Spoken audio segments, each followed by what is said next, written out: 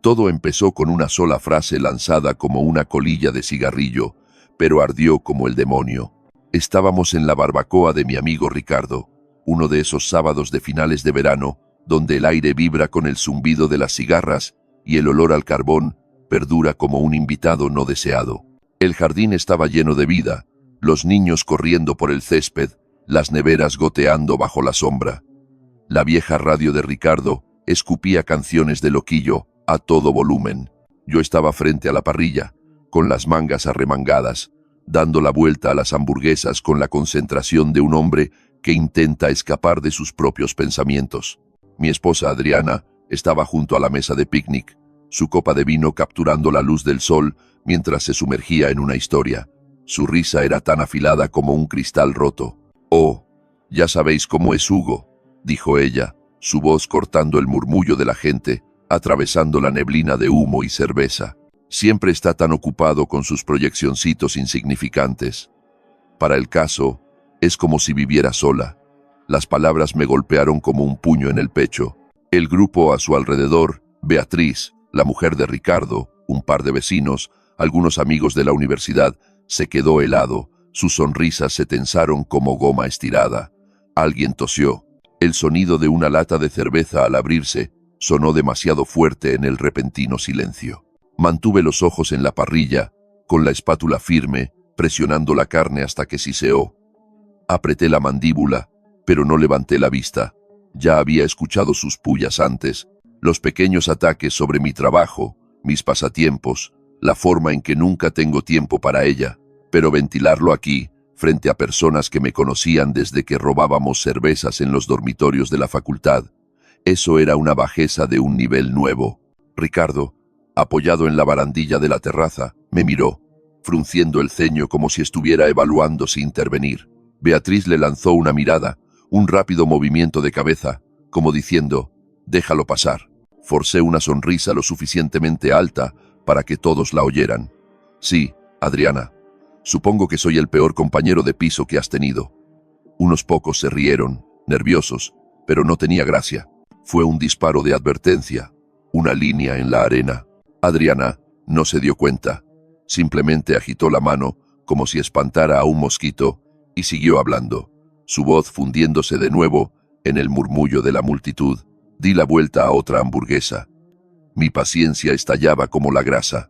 Al volver a casa, el silencio en el coche era más pesado que el calor de agosto. Adriana miraba por la ventana del copiloto, sus dedos tamborileando en su teléfono, el brillo proyectando sombras duras en su rostro. Yo seguía repitiendo sus palabras, la forma en que sus labios se curvaron cuando dijo proyeccioncitos, como si mi vida fuera un pasatiempo que apenas toleraba. Pensé en los años que habíamos pasado construyendo algo, su carrera en marketing, mi taller mecánico, la casa que logramos comprar con tanto esfuerzo. El matrimonio se pone difícil a veces, me dije a mí mismo. Aprietas los dientes y esperas a que pase. Pero ese comentario en la barbacoa no fue una simple broma. Fue una grieta en los cimientos. Y empezaba a ver qué tan profunda era. Si hubiera sabido lo que haría después, habría empezado a hacer sus maletas esa misma noche. Hace 5 años, éramos diferentes. Todavía recuerdo la noche en que nos mudamos a nuestra casa. Una propiedad para reformar en las afueras de Madrid, con suelos que crujían y un patio que olía a pinos y a posibilidades. Adriana estaba descalza, con el pelo recogido en un moño desordenado, riendo mientras forcejeábamos con el sofá de segunda mano para meterlo por la puerta. «Hugo, te vas a romper la espalda», bromeaba, con las manos en las caderas, pero sus ojos eran cálidos, brillando como las luces que habíamos colgado en el salón. Nos desplomamos en ese sofá hasta las 2 de la mañana, compartiendo una botella de vino tinto barato, del que te mancha los dientes y te vuelve audaz. El aire olía a serrín y pintura fresca, y hablamos de lo que haríamos con el lugar. Paredes verdes salvia, un huerto, tal vez un perro de la perrera. Ella apoyó la cabeza en mi hombro, con sus dedos entrelazados con los míos, su piel suave contra mis callosidades. «Esto es, Hugo», dijo, con voz suave pero segura. «Este es nuestro comienzo». Le creí. Maldita sea, creía en nosotros. En aquel entonces, su risa no tenía filo y sus palabras no cortaban. En aquel entonces, pensé que seríamos imparables. Pero eso fue antes de sus noches interminables en el trabajo, antes de los comentarios sarcásticos, antes de que empezara a mirarme como a un mueble que se arrepentía de haber comprado. Me aferré a ese recuerdo. El sofá, el vino, su risa, porque era la prueba de que alguna vez fuimos buenos. Pero mirando hacia atrás, ese fue mi primer error. Aferrarme a un pasado que ya se estaba desvaneciendo. La semana después de la barbacoa, nuestra casa se volvió más fría que una mañana de enero. Adriana empezó a llegar más tarde, sus tacones golpeando contra el suelo de madera como un metrónomo, marcando la cuenta atrás hacia algo que yo no podía nombrar. Murmuraba algo sobre una cena con un cliente o una reunión que se alargó. Luego se desplomaba en el sofá, con el teléfono brillando en sus manos, su pulgar deslizándose como si eso fuera lo único que la mantenía a flote. Traté de buscar su mirada, de decir algo normal, pero era como hablar con una sombra. Una noche, yo estaba en la cocina picando cebollas para un estofado, el picor haciendo que mis ojos lagrimearan. La radio sonaba bajo, alguna copla sobre desamor. No me molesté en apagarla. Adriana entró, con su chaqueta colgada del brazo, el teléfono ya fuera, su rostro iluminado por esa luz fría. Traté de mantener un tono ligero, como siempre. Oye, ¿querrás un poco de esto cuando esté listo? Es la receta picante que tanto te gustaba. No levantó la vista, solo murmuró, tal vez, como si yo fuera alguien repartiendo folletos en la calle. Dejé el cuchillo en la encimera y me limpié las manos en un paño de cocina, el algodón áspero, dándome firmeza. Adriana, ¿vas a soltar ese teléfono y hablar conmigo o qué? Lanzó un suspiro largo y dramático, como si le hubiera pedido que corriera un maratón. Hugo, estoy agotada. ¿Podemos no hacer esto ahora mismo?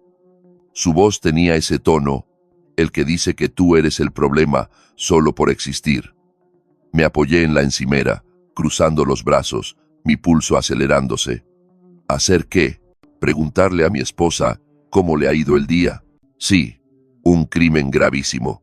Finalmente levantó la vista, sus ojos afilados, como si me estuviera evaluando para una pelea. Siempre haces que todo se trate de ti, ¿verdad?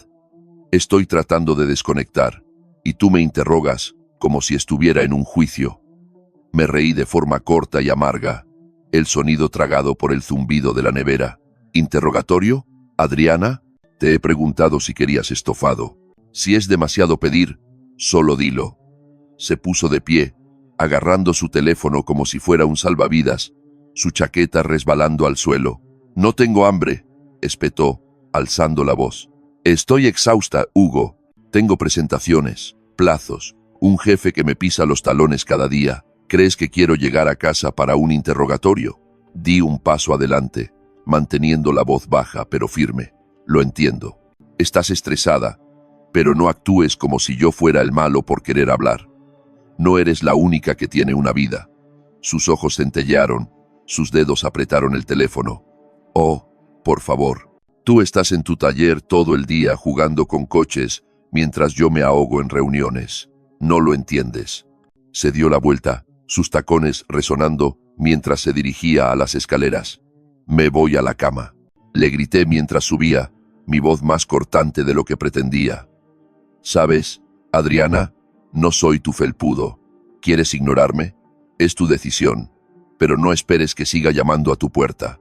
No se detuvo, no se giró, simplemente desapareció arriba, dejando su chaqueta arrugada junto a la puerta como una promesa descartada. Me quedé allí, mirando las cebollas, con el cuchillo aún en la mano, el olor quemándome la nariz. Fue entonces cuando hice mi primer movimiento.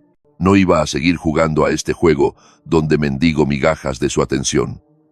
A la mañana siguiente, rompí nuestra rutina. Solíamos tomar café juntos, un ritual de los primeros días, sentados a la mesa de la cocina, ella leyendo las noticias en su tableta, yo hojeando la sección de deportes, el olor a grano tostado llenando el aire. Ya no más. Me levanté al amanecer, preparé mi café, la cafetera siseaba como si estuviera al tanto del plan, y salí por la puerta antes de que sonara su alarma. Dejé una nota en la encimera, escrita en un post-it. Café en la cafetera. Me he ido. Sin explicaciones, sin disculpas. Si ella quería aplicarme la ley del hielo, Yo no iba a sentarme allí tratando de calentarla. Cuando llegué a casa esa noche, ella estaba en el sofá, como siempre, el teléfono, proyectando un brillo pálido en su rostro. La cafetera estaba intacta, el post-it arrugado en la encimera como si lo hubiera leído y desechado. Me lanzó una mirada, entrecerrando los ojos como si esperara que yo sacara el tema. No lo hice. Cogí una cerveza de la nevera, su frío me dio estabilidad y me senté a la mesa de la cocina revisando correos del trabajo. Beatriz me había enviado un mensaje antes preguntando si estaba bien después de lo de la barbacoa. No respondí. Dos pueden jugar al juego del silencio, Adriana. El taller era mi santuario. Siempre lo había sido. Es un local pequeño cerca de la carretera, con un cartel de neón que parpadea cuando llueve y un suelo de cemento manchado por años de aceite y suciedad. Lo construí de la nada, empezando con un solo elevador y una caja de herramientas que heredé de mi padre. Ahora tiene 3 puestos, un equipo de 4 personas y fama de arreglar lo que otros no pueden. Esa mañana, después de dejar a Adriana con su café intacto, me volqué en el trabajo.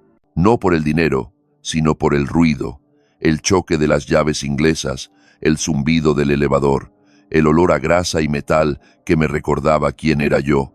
Manuel, mi mecánico principal, estaba debajo de un viejo Seat deportivo, refunfuñando mientras luchaba con un perno rebelde. Me vio entrar, salió con su camilla y sonrió. «Jefe, parece que ha dormido en un desguace». «Sí, bueno, el matrimonio tiene ese efecto», dije, lanzando mi chaqueta a una silla, el cuero crujiendo. «¿Qué le pasa a este? Junta de culata quemada, cliente tacaño». «La misma historia de siempre», dijo Manuel, limpiándose las manos en un trapo. «¿Te metes?» Agarré una llave y me deslicé bajo el coche con él. El cemento fresco contra mi espalda, el trabajo sacándome de mi cabeza. La voz de Adriana en la barbacoa seguía repitiéndose. Esa frase de vivo sola como un mal estribillo de radio. Apreté un perno, el metal gruñendo, y me concentré en la tarea. Más tarde, en la sala de descanso, comimos unos bocadillos de la cafetería de enfrente. El olor a cebolla y vinagre se mezclaba con el aceite de motor. Manuel se reclinó en su silla, abriendo un refresco. «Estás más callado de lo habitual, amigo. ¿Problemas en casa?» Di un mordisco, mastiqué despacio y me encogí de hombros. Adriana está en una de sus rachas. Cree que mi vida es un chiste. Manuel levantó una ceja, su sonrisa desapareciendo. Siempre pareció de mantenimiento muy alto, sin ofender. «No me ofendo», dije, forzando una sonrisa. «Lo está intensificando. Ataques en público, indiferencia en casa. Estoy a punto de cansarme». Él asintió, bebiendo su refresco. «¿Te acuerdas de mi ex, Inés? Solía hacer eso, siempre haciéndome sentir pequeño, como si yo no fuera suficiente. Aguanté demasiado tiempo, pensando que mejoraría. No lo hizo». «Sí», dije, inclinándome hacia adelante, olvidando el bocadillo. «¿Qué hiciste?» «La eché», dijo con naturalidad. «Tardé un tiempo, pero me di cuenta de que merecía algo mejor. Tú también, jefe. Este lugar», señaló el taller, «las herramientas, los coches. Esto eres tú. Ella no entiende eso. Es su pérdida». No dije mucho, pero sus palabras se quedaron grabadas. El taller era mío, mi trabajo, mi sudor, mi nombre en el cartel. Adriana podía burlarse de mis proyeccioncitos, pero aquí yo era sólido, respetado. Más tarde, mientras limpiábamos, Manuel me dio una palmada en el hombro. «Hagas lo que hagas, Hugo, no dejes que ella te hunda. Eres demasiado bueno para ese ruido». Asentí, sintiendo el peso de sus palabras. No iba a dejar que Adriana me quitara esto. Un par de semanas después, estábamos en casa de los vecinos, Marta y Enrique, para cenar. Tienen unos 50 años. Son de los que mantienen el césped perfecto y siempre tienen una historia sobre su perro labrador que roncaba bajo la mesa. No me hacía gracia ir. El sarcasmo de Adriana había sido implacable. Pequeñas agujas cada vez que hablábamos, pero pensé que podríamos fingir por una noche. Gran error. El comedor de Marta olía a ajo asado y cera de vela. La mesa estaba puesta con platos desparejados y un centro de mesa con margaritas. Estábamos pasándonos un bol de patatas cuando Adriana empezó. Estaba contando una historia sobre un evento de trabajo, gesticulando, su risa llenando la habitación, como solía hacerlo cuando estábamos bien. Entonces se giró hacia mí, sus ojos brillando con algo afilado. Por supuesto, Hugo no lo sabría. Está demasiado ocupado trasteando en el garaje para preocuparse por mi trabajo. La mesa se quedó en silencio. El tenedor de Marta se congeló a mitad de camino a su boca. Enrique me lanzó una mirada, tensando la mandíbula. Dejé mi copa. El tintineo sonó fuerte en el silencio, y me eché hacia atrás en la silla. «Qué curioso», dije, con voz baja pero firme. «La última vez que lo comprobé, mis proyectos de garaje pagan las facturas. ¿Cuál es tu excusa por olvidar nuestro aniversario el mes pasado?» La sonrisa de Adriana se quebró. Su risa fue forzada y frágil. «Oh, vamos, Hugo, fue solo un día. Eres tan sensible». «¿Sensible?», dije, levantando una ceja. «No, solo tengo buena memoria, a diferencia de algunas personas». Marta se aclaró la garganta, dejando su tenedor con un suave ruido. «Bueno», dijo, con voz cuidadosa como si navegara por un campo de minas. «Seguro que solo estáis pasando por una mala racha. El matrimonio requiere trabajo, ¿verdad, Enrique?» Enrique asintió, con la vista en su filete. «Desde luego», dijo en tono neutral, pero su mirada hacia mí decía que ya había oído suficiente. «Pero, la comunicación es la clave, ¿no?» Adriana se rió, demasiado fuerte, intentando retomar el control. «Exactamente. Si tan solo Hugo pudiera comunicarse, sin convertir todo en una pelea». Su voz era ligera, pero sus ojos eran puñales. Di un bocado lento a las patatas, dejando que el silencio hablara por mí. Marta jugueteaba con su servilleta, con una sonrisa tensa.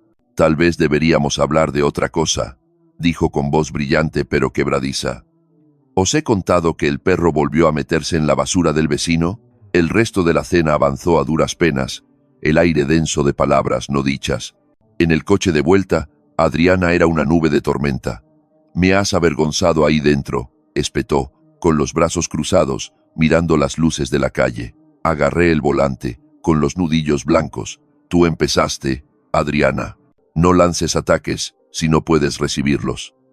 «Eres increíble», dijo con voz baja y venenosa. «Siempre tienes que hacerme quedar mal». Entré en el garaje, apagué el motor y me giré hacia ella. «No necesitas mi ayuda para eso», dije con voz fría pero calmada. «Lo haces perfectamente sola». Esa noche hice otro movimiento. Dejé de compartir mi horario. No más estaré en casa a las 6 o voy a tomar una caña con Ricardo. Si quería saber dónde estaba, tendría que preguntar. No lo hizo. Empecé a echar horas extra en el taller. El zumbido del elevador y el olor a aceite eran mejores que el silencio en casa. Adriana quería jugar la carta de «estoy sola. Veamos cómo le gustaba la realidad». Yo no era el único que se alejaba. Adriana se estaba ahogando en su propio mundo, aunque nunca lo admitiría. Una tarde llegué temprano, esperando verla en el sofá con el móvil.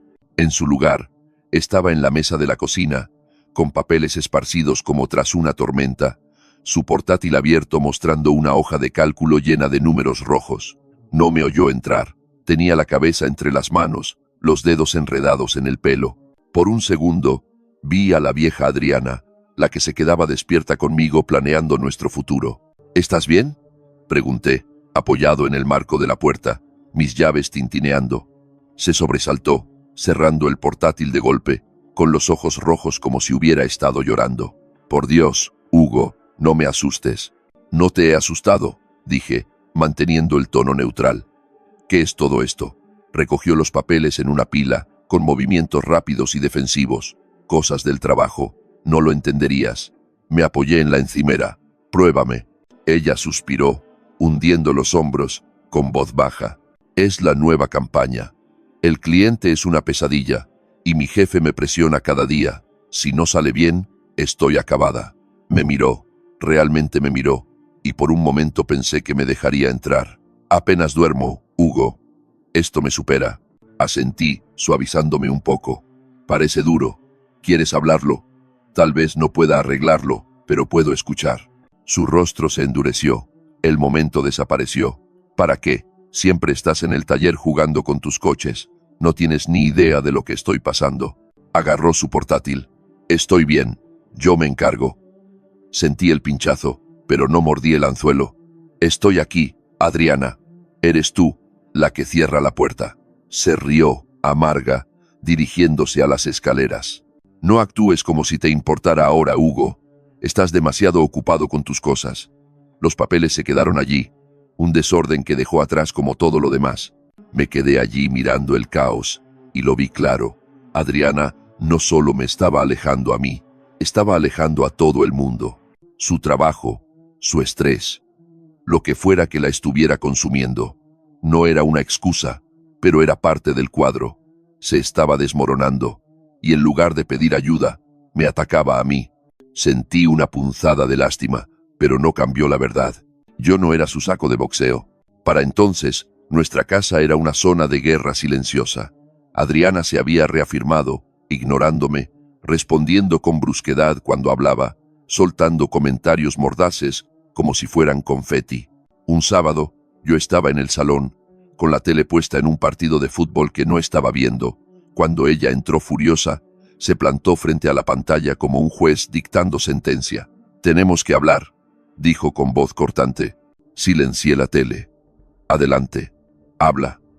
Se lanzó a ello, con palabras afiladas y ensayadas. «Estoy harta de esto, Hugo. Nunca estás. No te importa lo que estoy pasando, y básicamente lo hago todo yo sola. Necesito que te comprometas más, o esto no va a funcionar». La miré, dejando que sus palabras se asentaran como el polvo. «¿Comprometerme?», dije, inclinándome hacia adelante. «¿Te refieres a pagar la hipoteca, arreglar tu coche, cocinar comidas que ni siquiera tocas, ese tipo de compromiso?» Puso los ojos en blanco. «Estás tergiversando las cosas. Hablo de apoyo emocional. Estás ausente. Ni siquiera intentas conectar conmigo». Me puse de pie mirándola a los ojos, con voz firme. «Conectar, Adriana. Me has tratado como a un inquilino durante meses. Me hablas mal. Te burlas de mí frente a nuestros amigos. Y ahora me das un ultimátum. ¿Qué es lo siguiente? ¿Un PowerPoint sobre cómo te estoy fallando?» Su rostro se tensó. «Si no te gusta, averigua qué estás haciendo mal. Yo no soy la que se aleja». Me reí, no porque fuera gracioso, sino porque era absurdo. ¿Alejarme? Me has estado empujando hacia la puerta desde la barbacoa. ¿Quieres jugar a ser la víctima? Vale, pero no esperes que yo siga el juego. Se acercó más, su voz subiendo de tono, desesperada. ¿Crees que eres perfecto? Siempre estás en el taller dejándome sola con todo. Facturas, recados, mi trabajo desmoronándose. Me estoy ahogando, Hugo. Y tú simplemente no estás. No parpadeé. Te ahogas porque quieres. He estado aquí, Adriana, intentando hablar, intentando arreglar esto. Tú eres la que sigue cerrándome la puerta. He terminado de suplicar. Sus ojos se abrieron de par en par. Así que, ¿qué? ¿Te rindes después de todo? Todo, dije, pasando a su lado y agarrando mis llaves. ¿Te refieres a los meses tratándome como basura? Sí, he terminado con eso. Me dirigí a la puerta, con la chaqueta al hombro. He terminado de intentar salvarte. Conduje hasta casa de Ricardo. La carretera era un borrón bajo los faros. Él estaba en su garaje, trasteando con una vieja moto, el aire denso de aceite y metal. Me miró una vez, me pasó una cerveza y dijo, «¿Adriana otra vez?» «Sí», dije abriendo la lata. El gas burbujeante me devolvió a la realidad. Ahora tiene un guión nuevo. Dice que no estoy disponible emocionalmente. Ricardo resopló. Parece que ha leído un libro de autoayuda. ¿Hablaste con ella? Lo intenté, dije apoyado en el banco de trabajo. No le interesa hablar, le interesa ganar. Ricardo soltó la llave inglesa, entrecerrando los ojos. Tío, vi venir esto en la barbacoa. Beatriz también ha estado preocupada por ti. Dijo que Adriana lleva tiempo rara, pero no mereces ese tipo de ataques delante de todos. Sí, bueno, lo ha intensificado desde entonces, dije bebiendo un trago. Esta noche ha sido un ultimátum. O cambio, o se acabó. Ricardo levantó una ceja. ¿Y qué has dicho? Le he dicho que he terminado de jugar a su juego, respondí. Lleva meses alejándome. No voy a perseguirla más. Asintió despacio. Bien, eres demasiado sólido para esas tonterías. Pero, ¿estás seguro? Irse es un paso grande. Miré la lata de cerveza, la condensación fría en mi palma. No me estoy yendo, me estoy manteniendo firme. Hay una diferencia. Ricardo me dio una palmada en el hombro. Ese es mi chico. Cambia el tablero, amigo. Ella no tiene por qué llevar las riendas. Esa noche di otro paso. Cancelé nuestra tarjeta de crédito conjunta. No por despecho, sino porque estaba harto de que gastara mi dinero mientras me trataba como basura. Abrí una cuenta nueva, transferí mis ingresos y la bloqueé. Cuando se dio cuenta unos días después, trató de usar la tarjeta en una boutique y fue rechazada. Me envió un mensaje en mayúsculas. ¿Qué le has hecho a la tarjeta? Le respondí, es mi tarjeta. Si quieres gastar, usa tu propio dinero. Luego apagué el teléfono. Que rabiara. Yo ya no era su banco. La gota que colmó el vaso fue en la fiesta de cumpleaños de Pablo. Un gran evento en un bar del centro, con suelos pegajosos y luces de neón zumbando como moscas.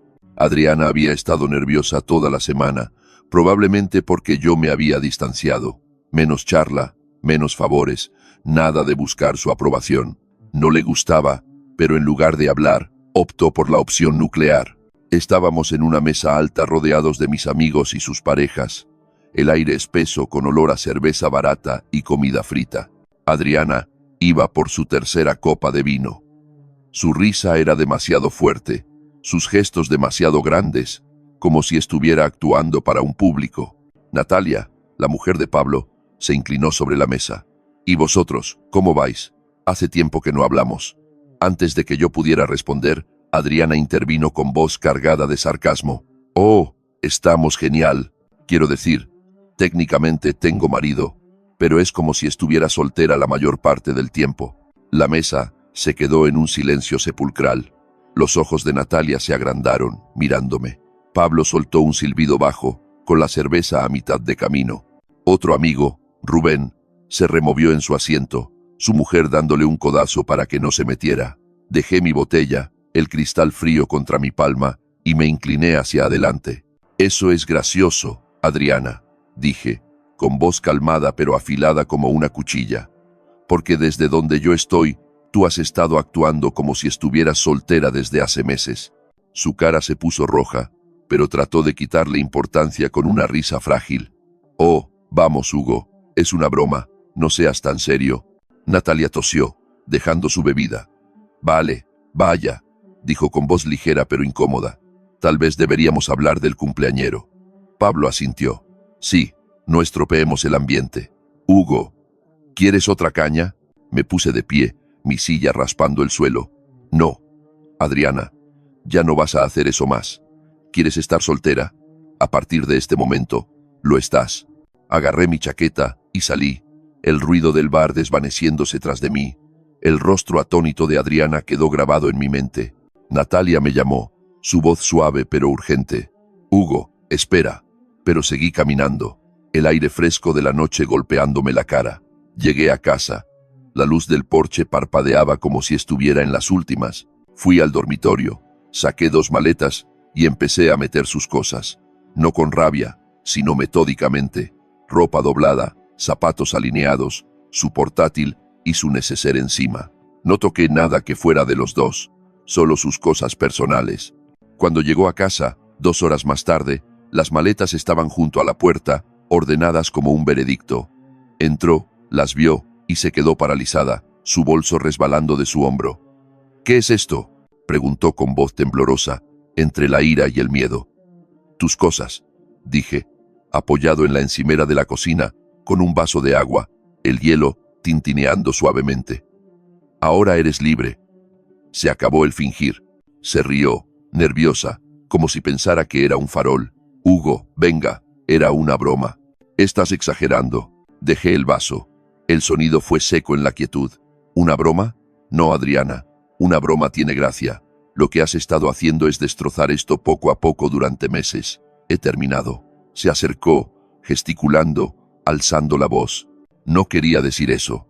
Estaba desahogándome. Vale, estoy estresada. El trabajo ha sido una locura. Lo sabes. No puedes terminar esto por un comentario tonto. ¿Crees que esto es por un comentario? dije con voz firme pero fría. Esto es por meses de humillarme, ignorarme, actuar como si yo no fuera nada. No puedes reescribir las reglas y esperar que yo siga jugando. Coge tus cosas y vete. Se quedó mirando las maletas, luego a mí, con los ojos muy abiertos como si esperara que yo me quebrara. Por un segundo pensé que lloraría, pero no lo hizo. Agarró su bolso, murmuró, «Eres un dramático», y salió, dejando las maletas allí. La puerta se cerró y la casa se sintió más ligera, como si finalmente pudiera respirar. Las semanas después de que Adriana se fuera fueron tranquilas, pero no ese silencio pesado al que me había acostumbrado. Esto era diferente, vacío, pero limpio, como el aire después de una tormenta. Pasé mucho tiempo en el taller, perdiéndome en el ritmo del trabajo, el choque de herramientas, la satisfacción de arreglar algo roto, pero una noche me quedé en casa, sentado en el porche trasero, con una cerveza, el aire fresco con el primer indicio de otoño. Los pinos susurraban, su aroma era intenso. Pensé en los últimos años, en cómo dejé pasar los ataques de Adriana, cómo me decía a mí mismo que solo era una fase. Recordé un momento del principio, quizá al año de casarnos. Estábamos en la playa, el único viaje que hicimos antes de que la vida se complicara. Adriana bailaba en la orilla, con el pelo salvaje por el viento, riendo mientras me arrastraba hacia las olas frías. Yo sonreía como un idiota, persiguiéndola, las sales cosiéndome la piel, su alegría contagiosa. Esa era la Adriana con la que me casé, con la que pensé que envejecería. Pero esa Adriana se había ido, reemplazada por alguien que me veía como un problema a resolver, una carga de la que burlarse. Yo no estaba libre de culpa. Podría haber presionado más, preguntado más, visto la grieta antes. Tal vez estaba demasiado absorto en el taller, demasiado rápido en ignorar sus quejas como simple estrés. Pero ella había tomado mi paciencia y la había convertido en un arma, usándola para desgastarme hasta que fui invisible. Ya no estaba enfadado, no realmente, solo cansado, cansado de ser el malo en su historia, cansado de intentar arreglar lo que ella seguía rompiendo. Saqué mi teléfono y revisé fotos antiguas. Nosotros en la playa, ella despeinada, yo sonriendo como un tonto. Me detuve en una, ella riendo mientras sostenía una concha marina, el atardecer pintando su rostro de dorado. La borré, luego el resto, una por una. No por despecho, sino porque ya no pertenecían aquí. El tipo de esas fotos pensaba que podía salvarla, salvarnos. Estaba equivocado. A la mañana siguiente llamé a un abogado, no a uno de esos de traje caro, sino a Alberto, un chico del instituto que se dedicaba a derecho de familia y que todavía iba a trabajar en camisa de cuadros. Nos vimos en una cafetería de barrio, de esas con bancos de vinilo agrietado y café que sabe a tostado quemado. Se lo conté todo. Los ataques públicos de Adriana, su indiferencia, la forma en que me fue desgastando hasta que no quedó nada. Alberto escuchaba, escribiendo en un blog legal, sus ojos agudos tras las gafas. «El divorcio no será divertido», dijo, moviendo el azúcar en su café. «Pero tienes un caso sólido. Ella lo ha hecho público. Hay testigos de la barbacoa, de la cena, del bar. Además, los temas financieros están a tu favor». «¿Financieros?», pregunté. «Tú has estado cubriendo la casa, los coches, la mayoría de los gastos», dijo revisando sus notas. «Extractos bancarios, recibos, está todo ahí. Ella puede intentar inventar una historia, pero no se sostendrá». Presentamos los papeles ese día. Adriana me bombardeó el teléfono la semana siguiente. Mensajes, correos, todo el repertorio. Primero fueron disculpas, no quería decir eso, podemos arreglarlo. Luego pasó a la ira, acusándome de exagerar, de tirar nuestro matrimonio por la borda por nada. No respondía casi nada, pero una noche, tras un largo mensaje de voz, donde me llamaba egoísta, le devolví la llamada. «Adriana», dije, con voz firme, apretando el teléfono, «no vas a reescribir la historia. Pasaste meses destruyendo esto, burlándote de mí, ignorándome, haciéndome sentir que no existía. No puedes llamar a eso nada. Tú rompiste esto. Yo solo lo estoy haciendo oficial». Intentó interrumpirme, con voz frenética. «Hugo, no puedes hacer esto. Podemos arreglarlo. Lo haré mejor, te lo juro. No vuelvas a llamar. dije cortándola. Hemos terminado. Colgué, bloqueé su número y me serví un brandy. El ardor me dio fuerzas. El divorcio fue más rodado de lo que esperaba. Adriana intentó jugar la carta de él. Me abandonó en el juzgado, pero Alberto tenía los recibos. Años de extractos bancarios, testigos de la barbacoa, la cena, el bar. La jueza, una mujer con aspecto cansado y gafas en la punta de la nariz, no se creyó la historia de Adriana. La casa, los coches y los ahorros se quedaron conmigo. Ella se llevó su ropa, unos cuantos miles de euros de nuestra cuenta común y un billete de solo ida a casa de sus padres en Galicia. Lo último que supe es que estaba durmiendo en su sofá, contando a quien quisiera escuchar que yo era el villano. Ha pasado un año desde el divorcio. Vendí la vieja casa, demasiado grande para una persona, demasiado llena de fantasmas. Compré un lugar más pequeño cerca del taller, un chalet de ladrillo con un porche donde pega el sol de la mañana. Hay calma aquí, de la buena. Sin tensión, sin esperar el próximo ataque.